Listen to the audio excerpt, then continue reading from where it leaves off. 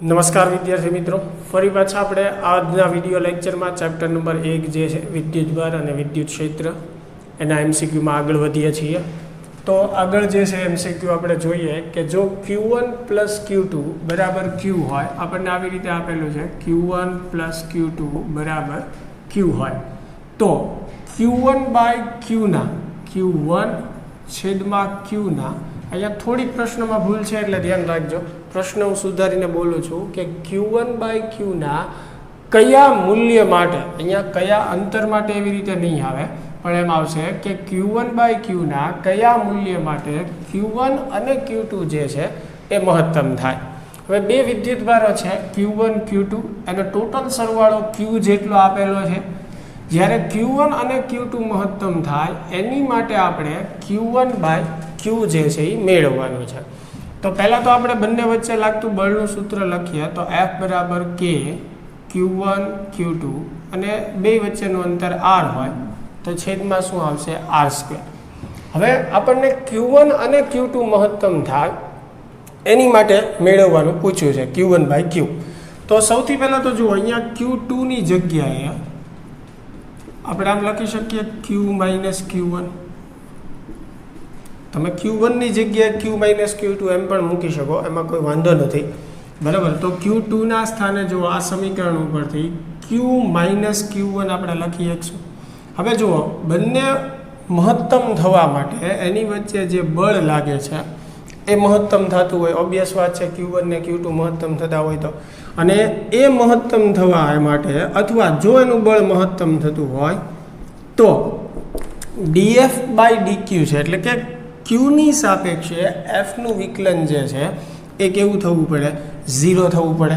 તો જ Q1 ને Q2 જે છે એ કેવા થશે, મહત્તમ થશે, અને તો જ એનું બળ જે છે એ મહત્તમ થશે.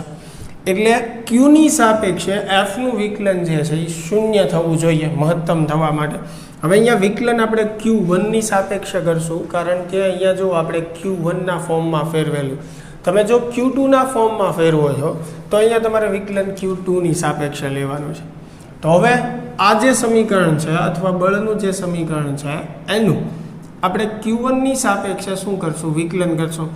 હવે વિકલન કરો ત્યારે ખાસ ધ્યાન રાખજો, Q1 જે છે બરાબર, એની સાપેક્ષે આપણે આ ટર્મનું વિકલન કરીએ છીએ.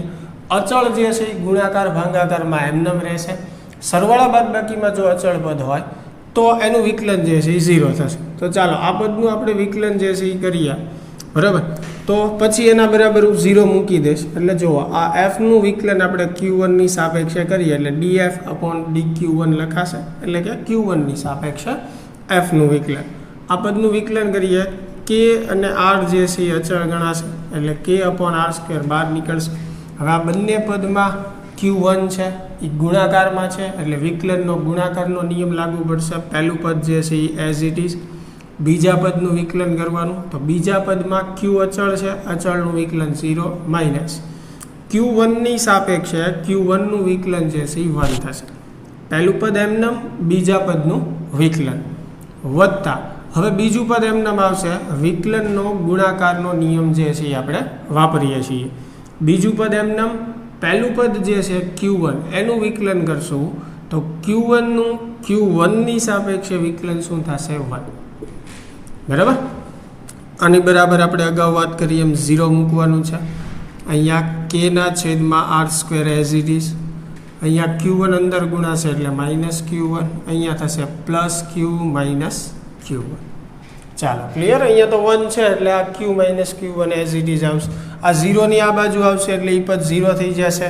અહીંયા -Q1 - Q1 એટલે 0 બરાબર -2Q1, બરાબર. અને વત્તા શું આવશે, Q1 આવશે, સોરી Q આવશે. હવે માઇનસ આ બાજુ આવશે એટલે પ્લસ, બરાબર. તો આપણે મેળવવાનું છે Q1/Q. તો Q1/Q એટલે શું થશે, 1/2 એટલે તમે શું લખી શકો, 0.5, બરાબર. ચાલો ક્લિયર થઈ ગયું. સિમ્પલ વસ્તુ છે. પહેલાં બળનું સૂત્ર લખો અને પછી જો તમે Q1ના ફોર્મમાં ફેરવો છો તો Q1ની સાપેક્ષે વિકલન કરવાનું છે અને એની બરાબર 0 મૂકી અને Q1/Q મેળવવાનું છે, બરાબર. પણ અહીંયા Q1 માં જ ફેરવજો, કારણ કે જો તમે Q2 માં ફેરવશો તો તમને Q2/Q મળશે અને પછી તમારે Q1/Q મેળવવું પડશે, એટલે એમાં એક સ્ટેપ જે છે એ વધી જશે. એટલે અહીંયા સરળ સ્ટેપ એ છે કે આને Q1 માં જ ફેરવો, એટલે Q1 ની સાપેક્ષે વિકલન કરો એટલે ડાયરેક્ટ તમને Q1/Q જે છે એ મળશે. ચાલો, ક્લિયર? આગળ વધીએ.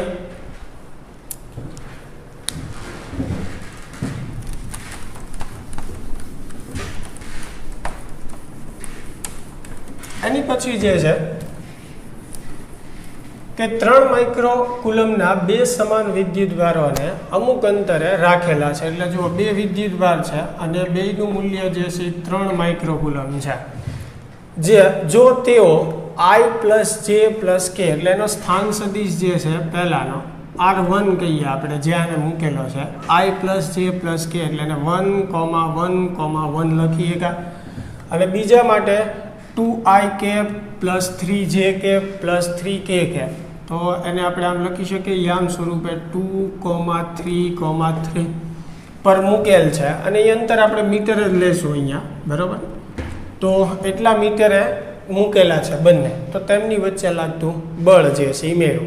હવે Q જેટલા વિદ્યુતભાર છે એની વચ્ચે લાગતું બળનું સૂત્ર F = K Q² / શું થશે? R².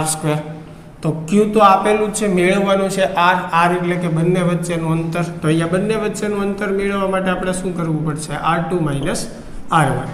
તો બેમાંથી એક જશે, 1 3 - 1 એટલે 2, 3 - 1 એટલે 2. પછી મોડ R2 - R1 માન મેળવવું પડશે, જેને આપણે અહીંયા R વડે દર્શાવેલું છે, એટલે R કહી દઉં તો આનું માન પણ તમને મેળવતા આવડે. 1 નો વર્ગ 1, 2 નો વર્ગ 4, 2 નો વર્ગ 4, બરાબર? એટલે ફાઇનલી એનું માન જે છે એ કેટલું આવશે? 3 આવશે. તો કિંમત મૂકી દો આમાં. K જે છે 9 × 10⁹. Q જે છે 3 માઇક્રો કુલમ, બરાબર? અને R જે છે એ કેટલું આવ્યું? 3, એટલે 3 નો વર્ગ. ચાલો, તો આનું સાદુરૂપ આપી દેશો એટલે તમને બંને વિદ્યુતભાર વચ્ચેનું બળ જે છે એ મળી જશે, બરાબર? આગળ વધીએ.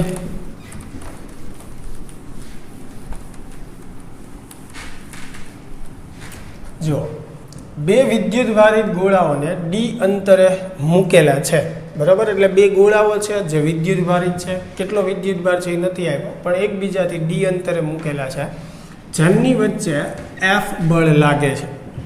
તેમને જોડીને, હવે બંનેને જોડવાના છે, તેમને પહેલાની જગ્યાએ જ પાછા મૂકવામાં આવે. એટલે બંને ગોળાને તારની મદદથી અથવા સંપર્કની રીતે તમે એને જોડો અને પાછા હતા ત્યાં d અંતરે મૂકો, તો બંને ગોળાઓ એકબીજાથી દૂર જાય છે, એટલે કે એકબીજાને અપાકર્ષે છે. તે બળ એ પ્રારંભિક આકર્ષણ બળ જેટલું હોય. એટલે જો પ્રારંભમાં તમે વિચારો, ધારો કે આ બે ગોળાઓ આપેલા છે, એક ઉપરનો વિદ્યુતભાર Q1 છે, બીજા ઉપરનો Q2 છે, બંનેના કેન્દ્ર વચ્ચેનું અંતર d છે. તો પ્રારંભિક આકર્ષણ બળ, એટલે જો પ્રારંભમાં એની વચ્ચે બળ જે છે આકર્ષી પ્રકારનું હતું. અને એ આકર્ષી પ્રકારનું ક્યારે હોય? એક ધન હોય અને એક ઋણ હોય તો જ, બરાબર?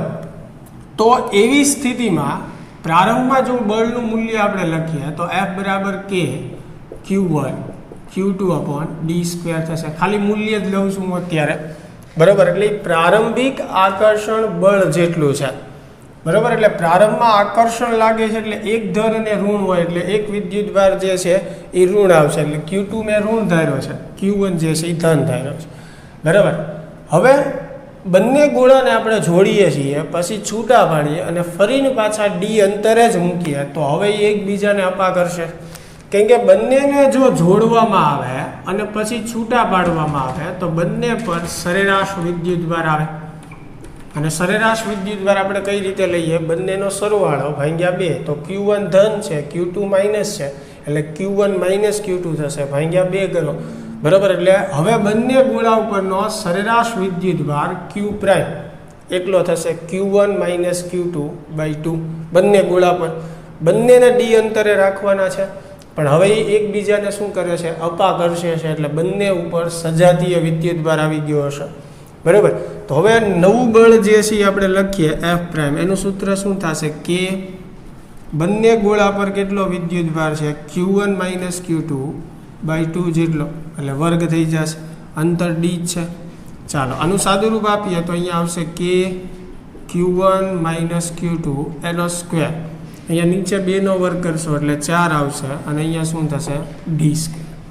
તો આ સંપર્કમાં લાવી અને છૂટા પાડીએ પછી લાગતું જે બળ છે એ છે આ પ્રારંભિક બળ છે.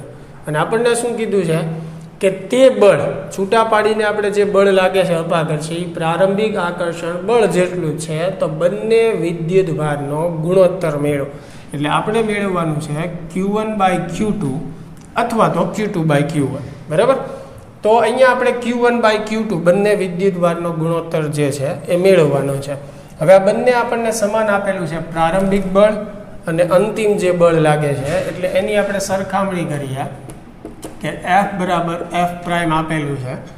F જે છે એ કેટલું છે કે Q1 Q2 છેદમાં ડી સ્ક્વેર અને F પ્રાઇમ જે છે એ કેટલું છે કે Q1 માઇનસ Q2 એનો સ્ક્વેર છેદમાં 4 ડી સ્ક્વેર.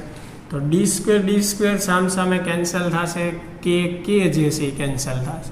તો આ બાજુ શું વધશે આ 4 આ બાજુ લઈ લઈએ એટલે 4Q1 Q2 is equal to અહીંયા વર્ગની રીતે વિસ્તરણ કરીએ તો Q1 square minus 2Q1 Q2 plus Q2 square. બરાબર. તો હવે આ આખું પદ જે છે ઓલી બાજુ જશે એટલે જુઓ શું વધશે Q1 સ્ક્વેર. બરાબર. પછી આ પ્લસ જે છે એ ઓલી બાજુ જશે. જુઓ આ પ્લસ જે છે એ ક્યાં જશે ઓલી બાજુ જશે એટલે માઇનસ ને પ્લસ. બરાબર. એટલે પ્લસ ઓર માઇનસ શું થઈ જશે માઇનસ. એટલે -2 અને -4 એટલે -6 થશે. -6Q1 Q2 plus Q2 square is equal to શું થશે 0. કેમ કે આ પદ ઓલી બાજુ જશે એટલે એ 0 થઈ જવાનું. તો હવે જુઓ અહીંયા Q1 સ્ક્વેર દ્વિઘાત સમીકરણ છે. તમે Q2ના ફોર્મમાં લઈ શકો Q1ના ફોર્મમાં લઈ શકો. અહીંયા આપણે Q1ના ફોર્મમાં જ એને વિચારશું. બરાબર છે.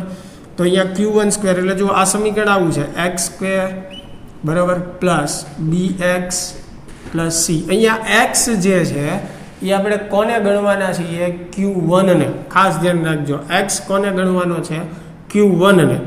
એટલે એ પ્રમાણે અહીંયા તમે ધ્યાનથી જોશો તો એ જે છે જુઓ Q1 સ્ક્વેર એટલે એ બરાબર શું થશે 1 થશે.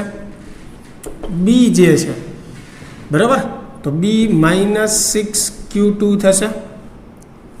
બી જે છે કેમ કે Q1 એને x ગણીએ એટલે 6Q2 થશે પણ માઇનસ છે.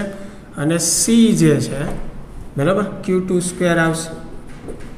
ચાલો તો ડેલ્ટાવાળી રીતમાં આપણે ડેલ્ટા મેળવવું પડે બી સ્ક્વેર -4AC. તો બી જે છે એ -6Q2 બરાબર એનો વર્ગ કરશું સોરી બી સ્ક્વેર છે એટલે 36Q2 થશે.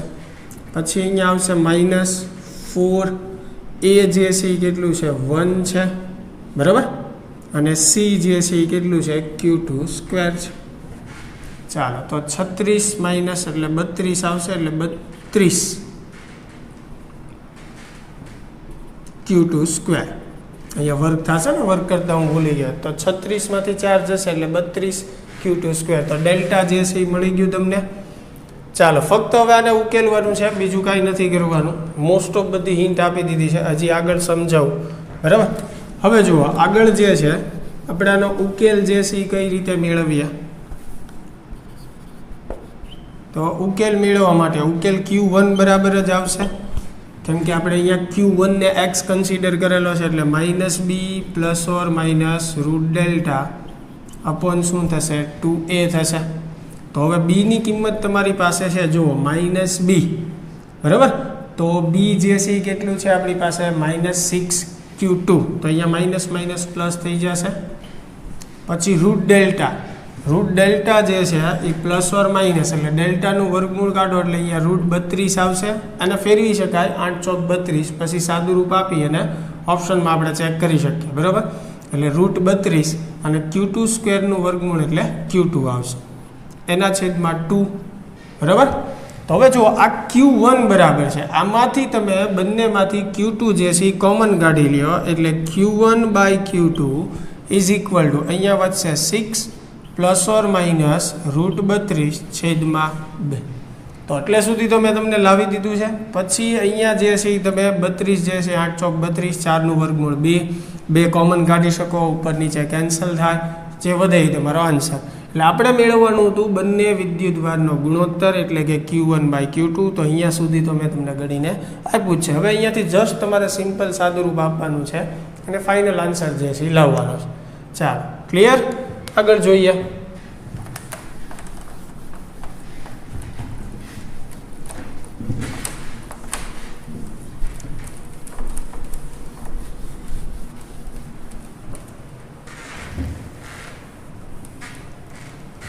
એની પછી F1 4i કેપ છે. F1 બરાબર આપણને 4i કેપ આપેલું છે. F2 જે છે એ આપણને 3j કેપ આપેલું છે.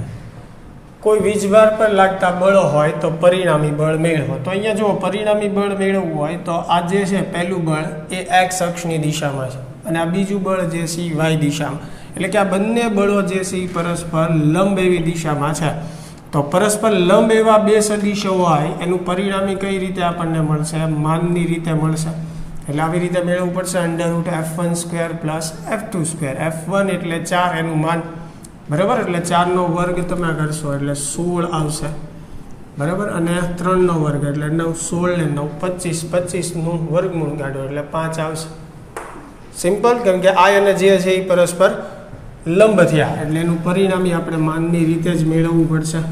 ચાલો, એની પછી વીજભાર Q પર લાગતું બળ, આમાં પણ F1 જે છે, બરાબર, 57માં MCQ જે છે 4i cap plus 3j cap, અને F2 જે છે એ 4i cap minus 3j cap લેવાનું. અહીંયા એક સુધારો કરજો, માઇનસ લેવાનું છે.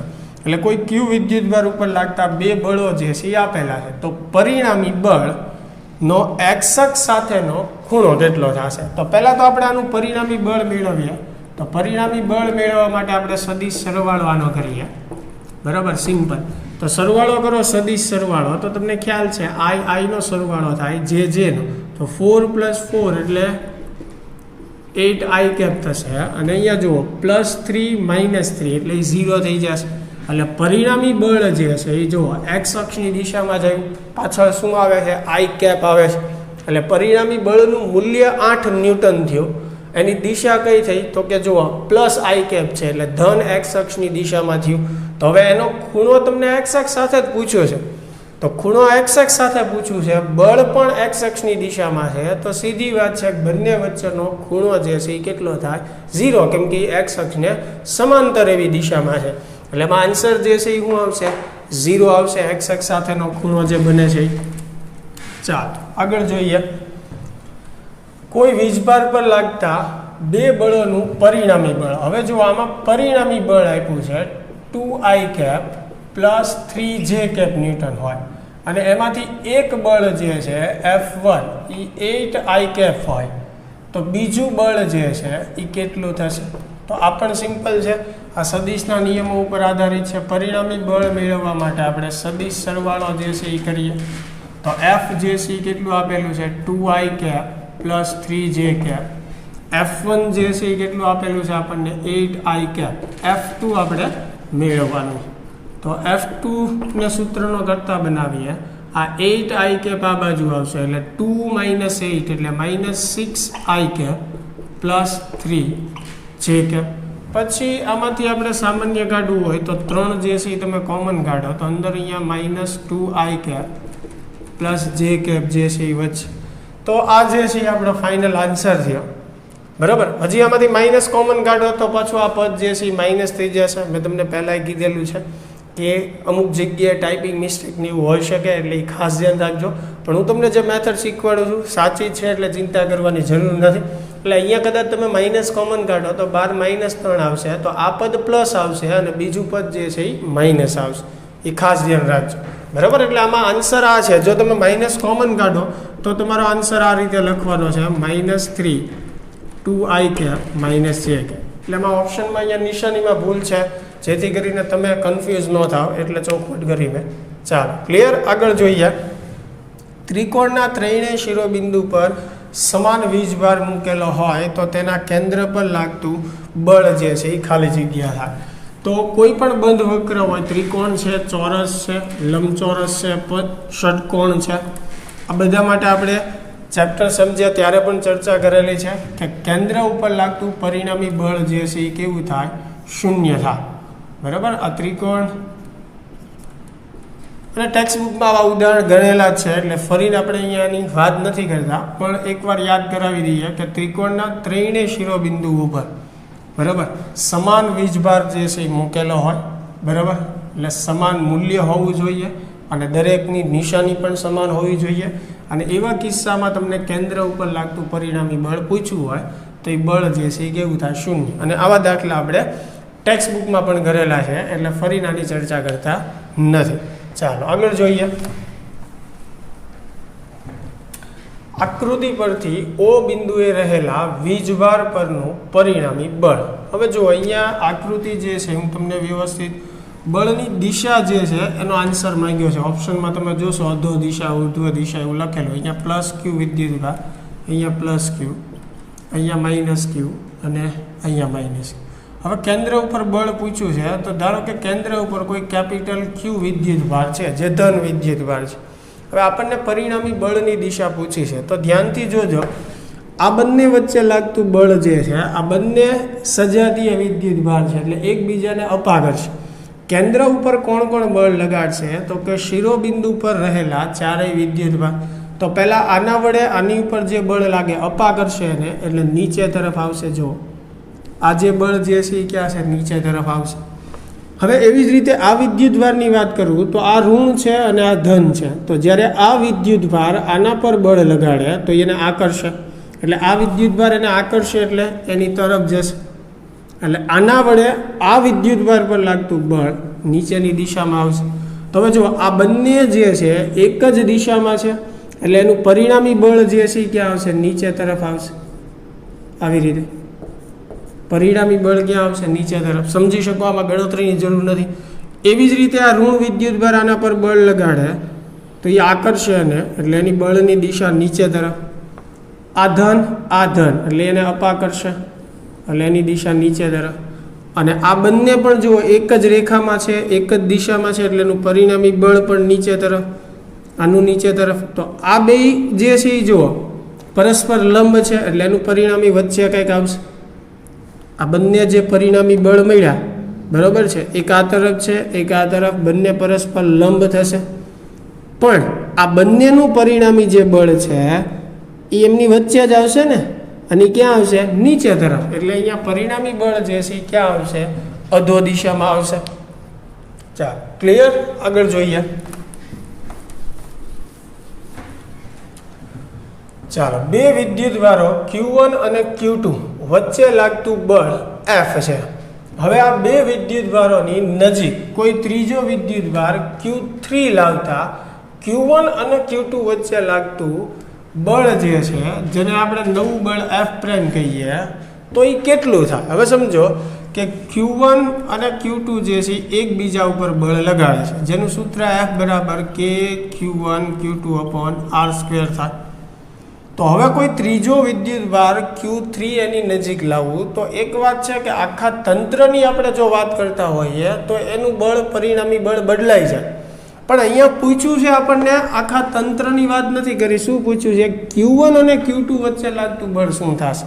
તો એ તો એટલું જ લાગશે. હું અહીંયા Q3 મૂકું છું તો Q3 આ બે ઉપર બળ લગાડે, એ વાત સાચી. એટલે એના હિસાબે તંત્રનું પરિણામી બળ બદલાય છે. આપણને પરિણામી બળ નથી પૂછ્યું, એમ જ પૂછ્યું છે Q1 ને Q2 વચ્ચેનું બળ શું થાય.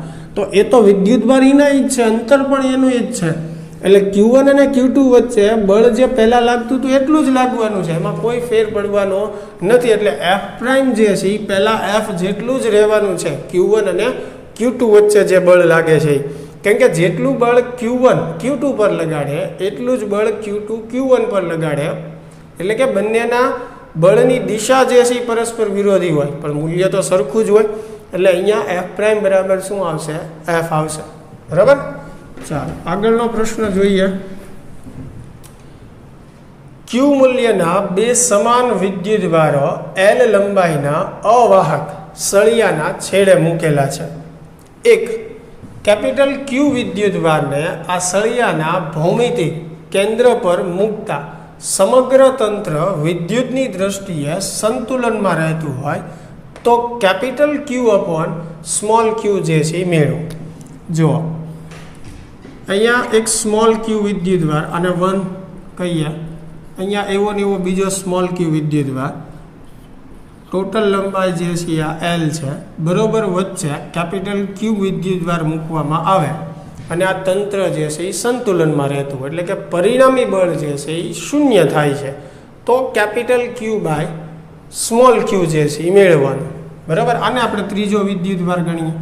હવે ધ્યાનથી સમજો, આ સંતુલનમાં હોય તો આ કેપિટલ ક્યુ ઉપર લાગતું પરિણામી બળ કે આની ઉપર લાગતું પરિણામી બળ એ કેવું લઈ શકીએ આપણે? શૂન્ય. ધારો કે આની પર લાગતું પરિણામી બળ જે છે એ શૂન્ય છે, પહેલા ઉપર લાગતું, તો આ પહેલા ઉપર કોણ કોણ બળ લગાડશે? બીજો વિદ્યુતભાર અને ત્રીજો વિદ્યુતભાર.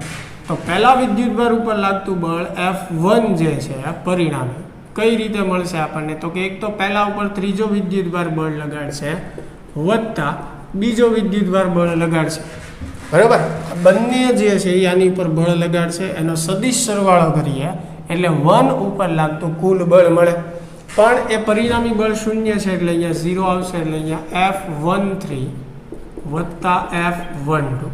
તો હવે આને આમ લખી શકું F12 is equal to minus F13 plus ઓલી બાજુ જશે એટલે માઇનસ થશે. હવે F12 એટલે શું થયું? 1 અને 2 વચ્ચે લાગતું બળ, તેનું સૂત્ર શું થશે? KQ² એના છેદમાં L². બરાબર, બંને વચ્ચેનું અંતર L થશે, QQ. એવી જ રીતે ત્રીજા વડે પહેલા ઉપર લાગતું બળ એટલે એનું સૂત્ર થશે K. બરાબર, આગળ માઇનસ નિશાની જે છે as it is K, capital Q small Q, અને બંને વચ્ચેનું અંતર થશે L/2.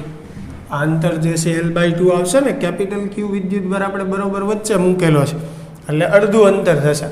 તો હવે સામે કે કેન્સલ થઈ જશે.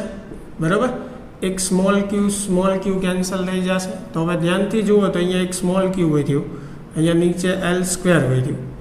બરાબર, આ બાજુ માઇનસ 2 નો વર્ગ 4 એટલે 4 જે છે એ ઉપર જશે, પછી અહીંયા કેપિટલ ક્યુ છેદમાં વધ્યું L². તો L² જે છે એ પાછું કેન્સલ થઈ જશે. આપણે કેપિટલ ક્યુ બાય સ્મોલ ક્યુ મેળવવાનું છે, તો સ્મોલ ક્યુ આ બાજુ જશે એટલે -1/4 આવશે. બરાબર, એટલે આન્સર જે છે આપણે શું થશે? -1/4. કેપિટલ ક્યુ બાય સ્મોલ ક્યુ મેળવવાનું હતું. ચાલો આગળ જોઈએ.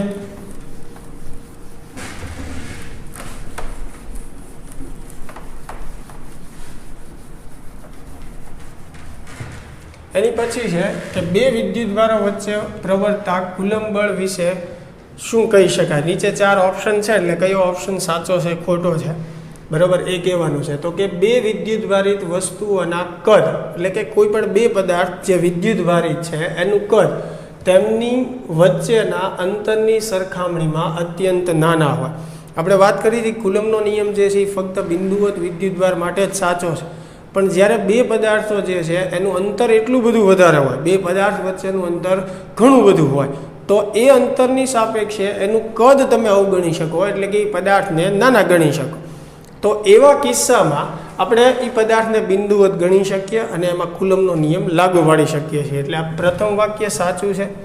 પછી જેટલા ડાઇલેક્ટ્રિક અચળાંકવાળા અવાહક પદાર્થની હાજરીમાં આ બળ સમાન ગોઠવણ માટે શૂન્ય અવકાશમાં પ્રવર્તતા બળ કરતાં 1/k ગણું થાય. આપણે આ પણ થિયરીમાં ભણી ગયા છીએ કે શૂન્ય અવકાશમાં લાગતું બળ F હોય તો ડાઇલેક્ટ્રિક માધ્યમમાં લાગતું બળ F/k થાય, એટલે કે Kમાં ભાગનું થઈ જાય. એટલે એ પણ ઓપ્શન સાચો છે.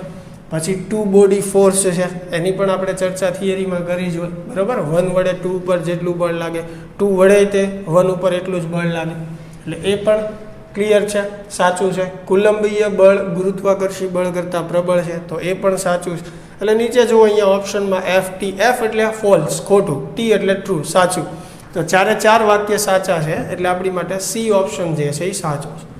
ચાલો આગળ વધ્યા.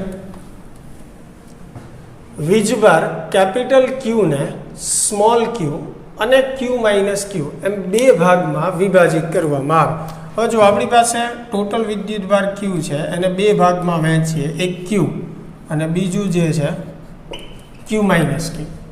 જો તેમને અલગ કરતા તેમની વચ્ચેનું કુલંબીય અપાકર્ષણ બળ મહત્તમ હોય તો કેપિટલ ક્યુ બાય સ્મોલ ક્યુ જે છે એ મેળવવાનું છે.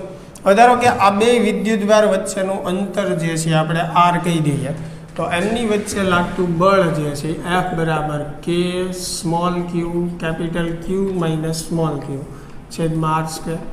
આવો જ એમસીક્યુ હમણાં આપણે થોડી વાર પહેલાં ગણ્યો Q1 Q2 માટે. બળ મહત્તમ થવા માટે એનું વિકલન જે છે ક્યુની સાપેક્ષે એ 0 થવું પડે, એટલે આનું વિકલન કરીએ એટલે K/R² જે છે એ 12. ગુણાકારનો વિકલનનો નિયમ લાગુ પડશે. ક્યુ પહેલું પદ એમને, બીજા પદના વિકલનમાં અચળ પદનું વિકલન 0, ક્યુની સાપેક્ષે 1 થશે, વત્તા બીજું પદ એમને પહેલા પદનું વિકલન 1 થશે. બરાબર.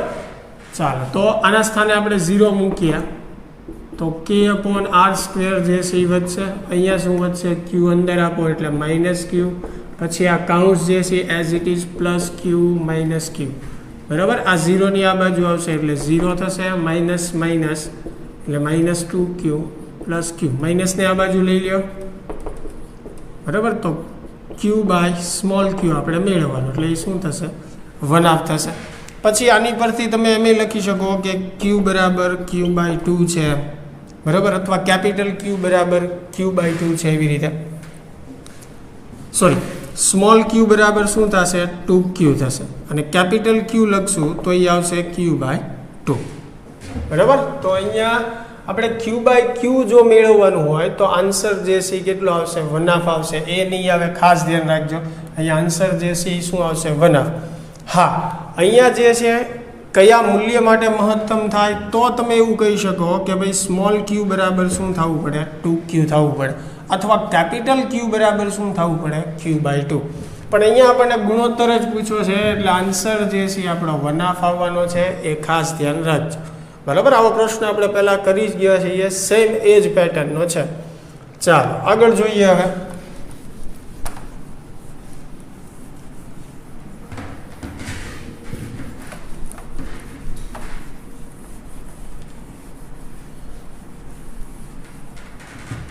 ચાલો, 1 માઇક્રોકુલમ જેટલો સમાન વીજભાર ધરાવતા બે વિદ્યુતભારો 1 અને 2 ના સ્થાન સદિશ, જો એના સ્થાન સદિશ આપેલા છે. R1 જે છે પહેલાનો સ્થાન સદિશ I કેપ વત્તા 2J કેપ એટલે 1,2 વત્તા 3K કેપ મીટર એટલે 1,2,3 મીટર આપેલું છે. બીજાનો સ્થાન સદિશ જે છે એ 4I cap plus 5J cap plus 6K cap એટલે 4,5,6 એમ આપેલું છે. તો કણ 2 પર 1 વડે લાગતું બળ મેળવો. અને જો આપણને ઓપ્શન જે છે એ આખું સદિશ સ્વરૂપે આપેલું છે, મૂલ્ય નથી આપેલું. એટલે ટૂંકમાં 2 પર 1 વડે લાગતું બળ એટલે આપણે મેળવવાનું છે F21. તો F21 નું સૂત્ર આપણે સદિશ સ્વરૂપે લખીએ તો KQ1 Q2 છેદમાં આવશે મોડ R2 માઇનસ R1 એનો ઘન અને સદિશ R2 માઇનસ R1. ચાલો આ રીતે થાય. Q1 Q2 જે છે એની કિંમત તો તમને આપેલી જ છે કે ભાઈ 1 માઇક્રોકુલમના વિદ્યુતભાર છે. R2 માઇનસ R1 તમારે મેળવવાનું રહે. તો R2 માઇનસ R1 જે છે તમે મેળવો તો 4 માઇનસ 1 એટલે 3 આવશે, 5 માઇનસ 2 એટલે 3 આવશે, અને 6 માઇનસ 3 એટલે એ પણ 3 આવશે મીટર. ચાલો તો એનું માન પણ તમને હવે મેળવતા આવડે, મોડ R2 માઇનસ R1 એ પણ તમે મેળવી શકો. બરાબર. માન મળી જાય એટલે ક્યુબ પણ તમે એનો કરી શકશો, ઘન. કેમ કે છેદમાં જો સૂત્ર તમે તમને લખી જ આપી, એના માનનો ઘન મૂકવાનો. અને અહીંયા જે છે એ સદિશ સ્વરૂપ તમારે મૂકવાનું છે. એટલે કે આ R2 માઇનસ R1 3,3,3. બરાબર. પછી અહીંયા KQ1 Q2 ની કિંમત નીચે જે માન આવ્યું હોય પછી જસ્ટ તમારે સાદુરૂપ આપવાનું છે. અને આમાંથી કયો ઓપ્શન જે આવે છે એ ફક્ત તમારે સિલેક્ટ કરવાનું છે. ચાલો, ક્લિયર. આગળનો પ્રશ્ન જોઈએ આપણે.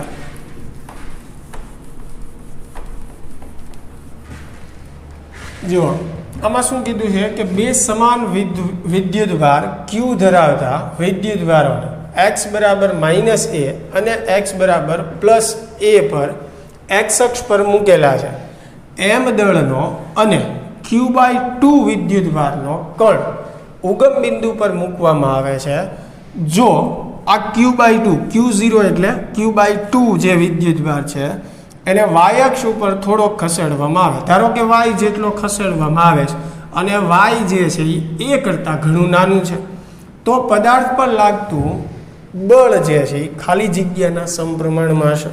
તો અહીંયા ધ્યાનથી પહેલાં રકમ સમજો કે અહીંયા જે છે આપણું ઉગમ બિંદુ છે, બરાબર, O. આ અંતર જે છે એ છે, પણ ઉગમ બિંદુની ડાબી બાજુ છે એટલે -a કહેવાશે, આ ઉગમ બિંદુની જમણી બાજુ છે એટલે પ્લસ.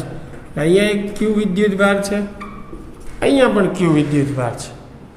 હવે કેન્દ્ર ઉપર q/2 વિદ્યુતભાર મૂકવામાં આવ્યો, એને y અક્ષ ઉપર ખસેડવામાં આવે છે, ધારો કે એટલો ખસેડ્યો છે. અત્યારે આકૃતિ મોટી દેખાય એટલે થોડુંક જે છે મોટું દર્શાવું છું, બાકી y જે છે એ a કરતાં ઘણું નાનું છે, બરાબર. પણ આકૃતિ વ્યવસ્થિત બતાય એટલે આપણે આ ભાગ મોટો બતાવીએ. y જેટલા અંતર સુધી આ q/2 જે છે વિદ્યુતભાર એને ખસેડવામાં આવે છે, તો એના પર લાગતું જે બળ છે એ ખાલી જગ્યાના સમપ્રમાણમાં હશે એવું પૂછ્યું છે.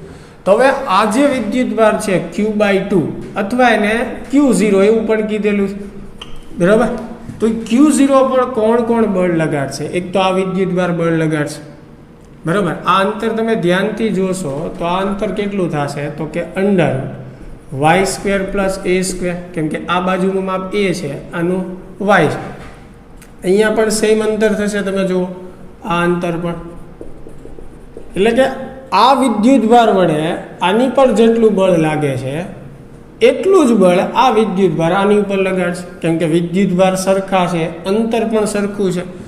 તો આની વડે આના ઉપર જે બળ લાગે છે, ધારો કે એ બળને હું F કહું તો એનું સૂત્ર શું થાય? F બરાબર k q × q0 છેદમાં અંતરનો વર્ગ, એટલે આ અંતરનો વર્ગ કરો એટલે y² + a² આવશે. આટલું બળ લાગશે, સમજી શકો છો? આ વિદ્યુતભાર વડે આની ઉપર જે બળ લાગે છે એટલું થશે. સેમ આ વિદ્યુતભાર વડે આની ઉપર બળ લાગશે, પણ આપણે પરિણામી બળ મેળવવાનું છે એટલે સદિશની રીતે આપણે એને ઉકેલવું પડશે.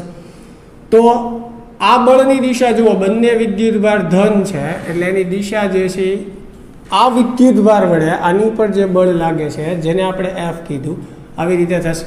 એટલે એનો x અક્ષ સાથે કંઈક થીટા જેટલો કોણ બનશે, તો અહીંયા પણ આ x અક્ષ સાથેનો કોણ થીટા જ થશે. એટલે જુઓ આ બળ જે છે બે ઘટકોમાં વહેંચાય છે, કે આ બાજુ F cos θ અને ઉપરની બાજુ આવશે F sin θ. તો સેમ વસ્તુ આ વિદ્યુતભાર વડે આની ઉપર જે બળ લાગે છે એની માટે થશે, એ આ દિશામાં આવશે F, તો એના પણ બે ઘટકો વિભાજિત થશે. આ બાજુ આવશે F cos θ અને ઉપરની બાજુ આવશે F sin θ. તો જુઓ cos θ પરસ્પર વિરોધી દિશામાં છે એટલે એકબીજાની અસર જે છે નાબૂદ કરશે.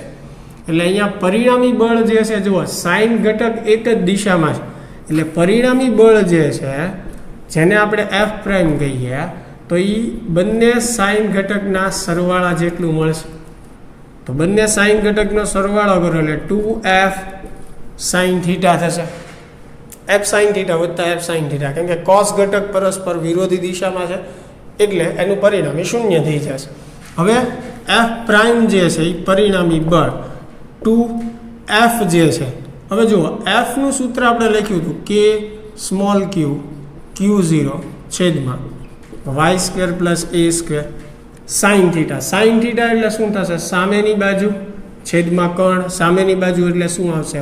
y છેદમાં કર્ણ એટલે y² + a² અંડરરૂટમાં. કર્ણ એટલે અંડરરૂટ છે અને અંડરરૂટ એટલે 1/2 લખાય.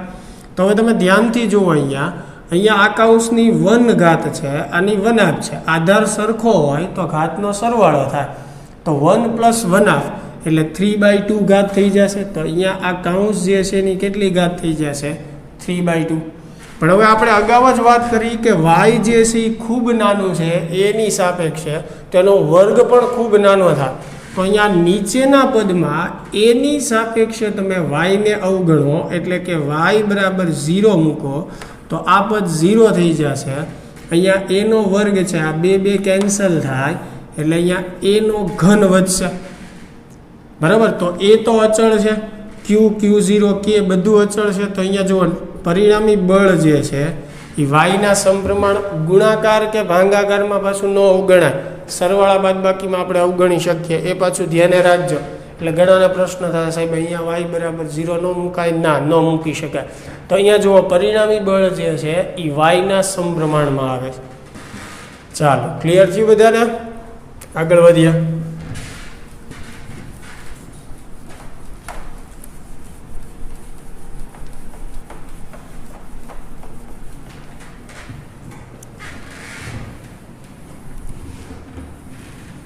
ચાલો, એની પછી આપણને કીધેલું છે કે કેપિટલ ક્યુ વિદ્યુતભારને ચોરસના વિકર્ણના અંત્યબિંદુ પર મૂકેલ છે. એક ચોરસ આપણને આપેલું છે, બરાબર, સામે કેપિટલ ક્યુ વિદ્યુતભાર મૂકેલો છે અને સ્મોલ ક્યુ વિદ્યુતભાર બીજા વિકર્ણના અંત્યબિંદુ, અહીંયા સ્મોલ ક્યુ મૂકેલો છે. તો કોઈ એક કેપિટલ ક્યુ ઉપર, આની ઉપર એ લઈ શકાય, આના પર એ લઈ શકાય. કોઈ એક કેપિટલ ક્યુ પર લાગતું પરિણામી બળ 0 હોય તો કેપિટલ ક્યુ અને સ્મોલ ક્યુ નો એકબીજા સાથેનો સંબંધ આપણે કહેવાનો છે. હવે ધ્યાનથી જુઓ, આને તમે નામ આપી દો કે ભાઈ આ 1, 2, 3 અને 4. તો ધારો કે આ કેપિટલ ક્યુ ઉપર લાગતું પરિણામી બળ 0 છે. તો આ કેપિટલ ક્યુ ઉપર કોણ બળ લગાડશે? તો કે 1, 2 અને 3, અને એનું પરિણામી બળ જે છે એ 0 છે. તો પહેલાં તો આપણે બધાની દિશા બતાવીએ. 1 વડે 3 ઉપર લાગતું બળ અપા કરશે એકબીજાને, એટલે એના બળની દિશા F31. 1 વડે 3 ઉપર લાગતું બળ આ દિશામાં આવશે. 2 વડે 3 ઉપર લાગતું બળ એની દિશા નીચે તરફ અપા કરશે, એટલે F32. પછી 4 વડે 3 ઉપર, એટલે એની દિશા જે છે આ બાજુ આવશે, F34. ચાલો, આની ઉપર લાગતા ત્રણેય બળની દિશા આવી ગઈ. હવે ત્રણેયનું સૂત્ર જે છે આપણે બતાવી દઈએ. જેમ કે F31, ધારો કે ચોરસની બાજુ જે છે એનું માપ A છે, D લઈ શકો, R લઈ શકો, કોઈ ફેર પડતો નથી. તો આ બાજુ A થાય, એટલે આ જે આખો કર્ણ જે છે એ કેટલો થશે? √2A થશે. તો 1 વડે 3 ઉપર લાગતું બળ, એટલે એનું સૂત્ર શું થશે? K capital Q². અહીંયા ધ્યાનથી જોજો, અહીંયા પણ કેપિટલ Q વિદ્યુતભાર છે, અહીંયા પણ, એટલે Q ગુણ્યા Q, Q². બંને વચ્ચેનું અંતર √2A, એટલે √2A નો વર્ગ કરો એટલે 2A². બરાબર, એવી રીતે 2, 3 લખીએ આપણે, એટલે કે 3, 2 એમ. બરાબર, તો અહીંયા સ્મોલ ક્યુ વિદ્યુતભાર છે, અહીંયા કેપિટલ ક્યુ છે, એટલે કે કેપિટલ ક્યુ સ્મોલ ક્યુ, બે વચ્ચેનું અંતર A થશે, A². એવી રીતે F34 આપણે લખશું. બરાબર, તો F34 એટલે જે છે 4 વડે 3 ઉપર, અહીંયા સ્મોલ ક્યુ વિદ્યુતભાર, અહીંયા કેપિટલ ક્યુ, એટલે એનું સૂત્ર K થશે એમ. ચાલો, હવે આનું પરિણામી મેળવવા માટે જુઓ શું કરશું. આ બંને બળ જુઓ તમે, F34 અને F32 જે છે એ બંને પરસ્પર લંબ છે, એટલે એનું પરિણામી મેળવવું હોય આ બંને બળનું, ખાલી થોડી વાર આનું નથી વિચારતા, તો આ બંને જે છે એ પરસ્પર લંબ છે, એટલે એનું પરિણામી જે છે આપણે F' કહીએ આ બંનેનું. તો એ માનની રીતે મળશે, એટલે √ શું થશે? આનો વર્ગ વત્તા આનો વર્ગ.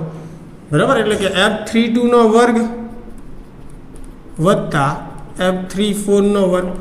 અને થોડી વાર આપણે x કહી દઈએ સમજવા માટે. તો અહીંયા x નો વર્ગ વત્તા શું થશે? x નો વર્ગ, એટલે 2x નો વર્ગ આવશે. વર્ગમૂળ કાઢો એટલે √2x થશે.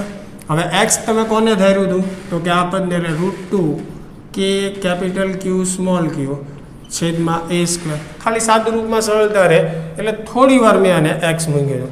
હવે જુઓ, આ બંને જે છે એનું પરિણામી આપણે મેળવવું, જેને આપણે F' કીધું, એ ક્યાં આવશે? એમની વચ્ચે આવશે. બરાબર, પરસ્પર લંબ છે એટલે. તો આ F' કઈ દિશામાં આવશે? F31 ની. બરાબર, હવે એ બંનેનું જે પરિણામી બળ છે એને આપણે એફ ડબલ પ્રાઇમ કહી દઈએ. આ બંને એક જ દિશામાં છે, એફ પ્રાઇમ અને F31 એક જ દિશામાં છે, બરાબર. એફ પ્રાઇમ અને F31 એક જ દિશામાં છે. જો એફ પ્રાઇમ શું છે તો કે આ બંનેનું પરિણામી જે આ દિશામાં આવશે એટલે આ બંને એક જ દિશામાં થયા. એટલે હવે આ બંનેનું પરિણામી આપણે એફ ડબલ પ્રાઇમ કીધું અને આપણને રકમમાં કીધેલું છે કે પરિણામી બળ જે છે કેવું છે 0. એટલે એફ ડબલ પ્રાઇમની જગ્યાએ હું મૂકીએ કે 0, કેમ કે આ બંનેનું પરિણામી પછી એક જ બળ વધશે ને એ આપણું પરિણામી બળ થયું જે 0 છે. એટલે એની જગ્યાએ 0 મૂકી દીધું. હવે એફ પ્રાઇમ જે છે આપણે મેળવેલું છે જો √2 k capital Q small k છેદમાં a સ્ક્વેર F31 કેટલું છે KQ² એના છેદમાં 2a. ચાલો હવે આ 0 છે કોમન નીકળતું એ કોમન કાઢીએ. k કોમન નીકળશે, કેપિટલ Q એક કોમન નીકળશે ઉપરથી KQ, બરાબર. નીચેથી a² કોમન નીકળશે તો અંદર કૌંસમાં શું વધશે √2q વધશે. જો અહીંયાથી KQ a² નીકળી ગયું એટલે √2q વધશે વધતા અહીંયા ઉપર એક q વધશે અને નીચે જે છે એક 2 વધશે. રેડી. અને 0ની આ બાજુ આવવા દઈએ એટલે 0 થઈ જશે. એટલે 0 બરાબર √2q પ્લસ કેપિટલ Q/2. તો કેપિટલ Q ને આ બાજુ લઈએ, સોરી અથવા આમ લખીએ કેપિટલ Q/2 બરાબર -√2 ઇન્ટુ Q. શું મેળવવાનું છે આપણે કેપિટલ Q અને સ્મોલ q વચ્ચેનો સંબંધ. તો સ્મોલ q ને હું છેદમાં લઈ લઉં તો આમ લખી શકો -2√2. આ બંને વચ્ચેનો સંબંધ થઈ ગયો. આપણો આન્સર આ આવશે કે કેપિટલ Q/સ્મોલ q -2√2 થશે. ચાલો ક્લિયર, આગળ વધીએ.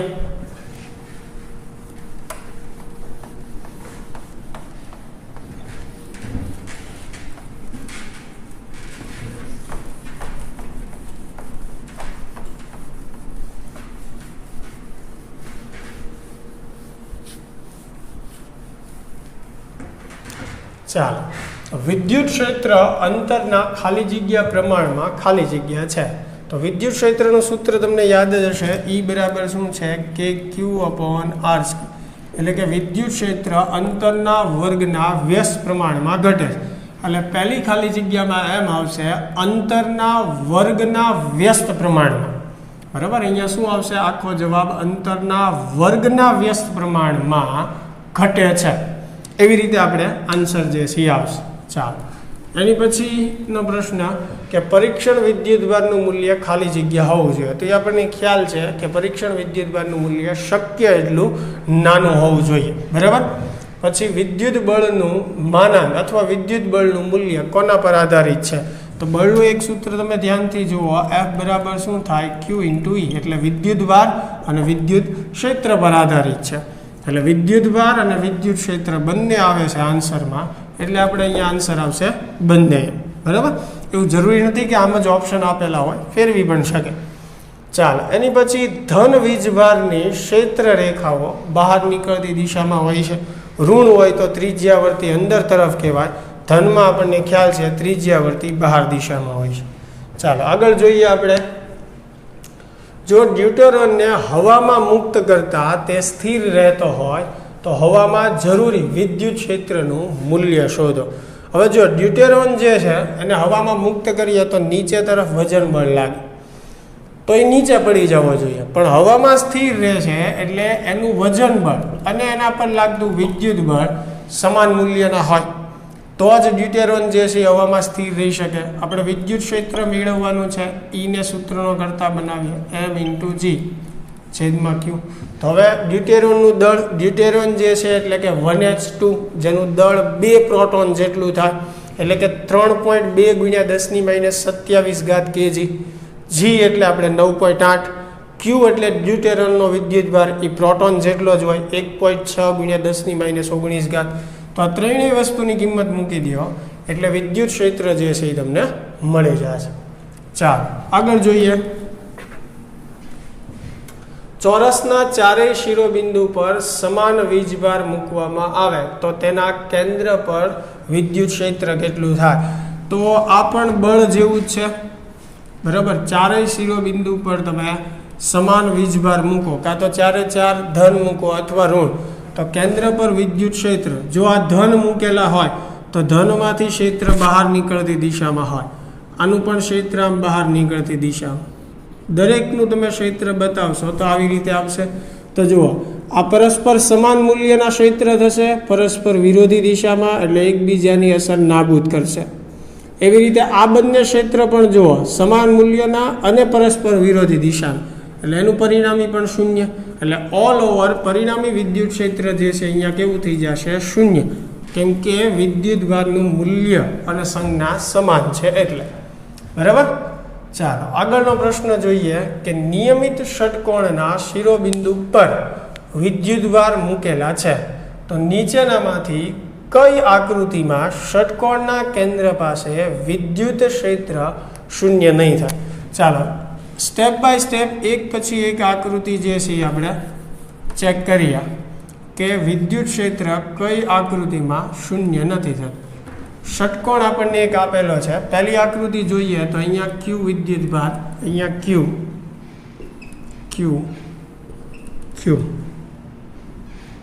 અહીંયા પણ ક્યુ, અને એના કેન્દ્ર ઉપર હવે દરેક વિદ્યુતભારનું મૂલ્ય સમાન જ છે, એટલે દરેકનું કેન્દ્રથી અંતર પણ સમાન થશે. એટલે કેન્દ્ર પાસે દરેક વિદ્યુતભારના લીધે ક્ષેત્રનું મૂલ્ય સમાન રહેશે. હવે જુઓ, આ બંને જે છે એ પરસ્પર જુઓ વિરોધી દિશામાં ધન આપણે ગણીએ તો આ બંનેનું ક્ષેત્ર પરસ્પર વિરોધી દિશામાં, કેમ કે ધનમાંથી ક્ષેત્ર બહાર નીકળતી દિશામાં હોય, એટલે આ બંને એકબીજાની અસર નાબૂદ કરે. એવી જ રીતે આ વિદ્યુતભાર એકબીજાની અસર નાબૂદ કરે. જુઓ તમે, બરાબર. આનું ક્ષેત્ર પણ આમ આવશે બહારની તરફ, આનું પણ આમ આવશે બહારની તરફ. સેમ એવી રીતે સામસામેના આ બે જે છે એ પણ. તો દરેકનું પરિણામી જે છે કેન્દ્ર પાસે કેવું થઈ જશે? શૂન્ય. એટલે પહેલી આકૃતિમાં તો શૂન્ય થઈ જાય છે. આપણને એવું પૂછ્યું છે કે કઈ આકૃતિમાં શૂન્ય નહીં થાય. હવે બીજી આકૃતિ ચેક કરીએ તો એમાં પ્લસ ક્યુ છે, પછી અહીંયા માઇનસ ક્યુ છે, બરાબર છે, અને પાછું અહીંયા માઇનસ ક્યુ આપ્યું છે. ચાલો, તો હવે અહીંયા ચેક કરીએ આ કેન્દ્ર પાસે. તો હવે તમે ધ્યાનથી જુઓ, આ ધન વિદ્યુતભારનું ક્ષેત્ર બહાર તરફ, આ ઋણ છે, ઋણમાં અંદર તરફ આવે.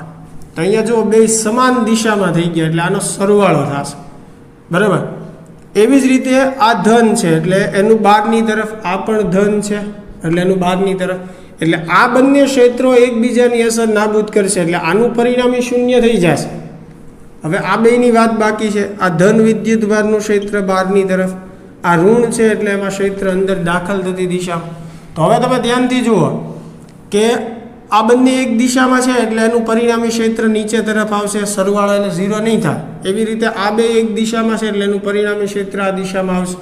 તો હવે જુઓ, અહીંયા શૂન્ય થતું નથી, કેમ કે આ બંને એક દિશામાં છે, આ બંને એક દિશામાં, એટલે અહીંયા પરિણામી ક્ષેત્રનું કંઈક મૂલ્ય આપણને મળશે.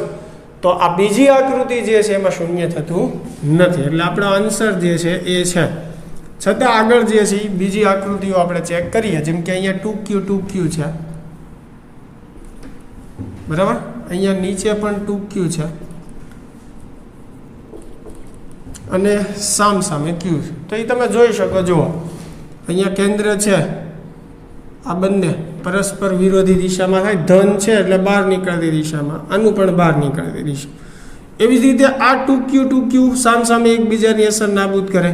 એવી રીતે આ QQ એકબીજાની અસર નાબૂદ કરે. દિશા બતાવો, ધન વિદ્યુતભારમાંથી ક્ષેત્ર બહાર તરફ આવશે. જુઓ તમે જોઈ શકો, સામે વિદ્યુતભારનું મૂલ્ય સમાન થાય, અંતર સમાન થાય, એટલે વિદ્યુત ક્ષેત્રનું મૂલ્ય પણ સમાન થાય, પણ દિશા પરસ્પર વિરોધી હોય એટલે બાદબાકી કરવી પડે, એટલે પરિણામે શૂન્ય થાય. એટલે આ બેનું પરિણામે શૂન્ય થઈ જશે, આ બેનું શૂન્ય થઈ જશે. એવી રીતે આ બંને વિદ્યુતભારનું પણ શૂન્ય થઈ જશે. તો આમાં થઈ જાય. સેમ એવી રીતે તમે ચોથી આકૃતિમાં પણ ચેક કરી શકો છો, બરાબર. અહીંયા 2Q છે, અહીંયા Q વિદ્યુતભાર આપેલો છે, અહીંયા પાછો Q વિદ્યુતભાર કરી નાખેલો છે, અહીંયા 2Q, બરાબર, અને અહીંયા 2Q એસી છે. તો તમે જોઈ જ શકો છો. જુઓ, આ 2Q એકબીજાની અસર નાબૂદ કરે, દિશા તો આ જ રહેવાની. આ QQ એકબીજાની અસર નાબૂદ કરશે, અને આ 2Q. ક્લિયર? એટલે આ આકૃતિમાં શૂન્ય થાય છે. આપણી માટે જવાબ આવશે B, એમાં શૂન્ય થતું નથી. ચાલો એની પછીનો પ્રશ્ન જે છે, હાઇડ્રોજન પરમાણુમાં ઇલેક્ટ્રોન 10⁻10 મીટર ત્રિજ્યાવાળી કક્ષામાં ભ્રમણ કરે છે. એટલે અહીંયા પ્રશ્ન જે છે એ થોડોક અધૂરો છે, ખાલી આગળ એટલું વધારવાનું છે. તો ઇલેક્ટ્રોન પર કેન્દ્ર વડે ઇલેક્ટ્રોન પર લાગતું કુલમ બળ જે છે એ કેટલું હશે? હાઇડ્રોજન પરમાણુની વાત છે, 10⁻10 મીટર ત્રિજ્યાવાળી કક્ષામાં ઇલેક્ટ્રોન ભ્રમણ કરે.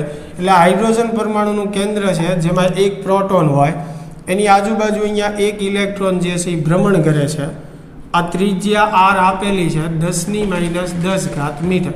તો આ કેન્દ્ર વડે ઇલેક્ટ્રોન ઉપર લાગતું બળ મેળવવાનું છે. કેન્દ્રમાં એક પ્રોટોન હોય, અહીંયા ઇલેક્ટ્રોન ફરે છે, તો ઇલેક્ટ્રોન અને પ્રોટોનના વિદ્યુતભારનું મૂલ્ય સમાન છે. એટલે F બરાબર K Q²/r² વાળું સૂત્ર. Q એટલે 1.6 × 10⁻19. બરાબર, આકર્ષી પ્રકારનું હશે કેમ કે કેન્દ્ર ધન છે, ઇલેક્ટ્રોન ઋણ છે, એટલે કેન્દ્ર ઇલેક્ટ્રોનને આકર્ષતું હશે. R જે છે એ આપેલું છે ત્રિજ્યા, એટલે કે બે વચ્ચેનું અંતર એક રીતે. તો ફક્ત આમાં તમારે શું કરવાનું છે? બળનું મૂલ્ય મેળવવાનું છે. તો વિદ્યાર્થી મિત્રો, આશા છે કે આજના MCQ જે છે એ તમને વ્યવસ્થિત સમજાણા હશે. બરાબર, નેક્સ્ટ લેક્ચરમાં ફરી પાછા આપણે ચેપ્ટર 1 જે છે એમાં આગળ વધીશું. Thank you.